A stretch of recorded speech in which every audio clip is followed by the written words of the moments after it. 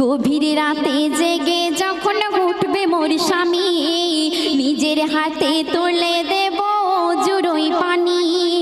গভীর রাতে জেগে যখন উঠবে মোর স্বামী, নিজের হাতে তুলে দেব জুড়োই পানি।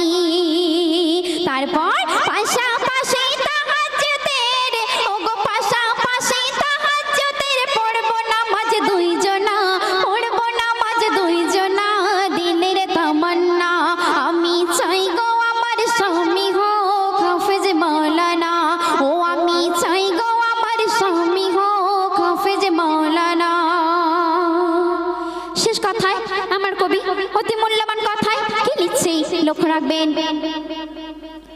বনি আমিন কি কথা আজ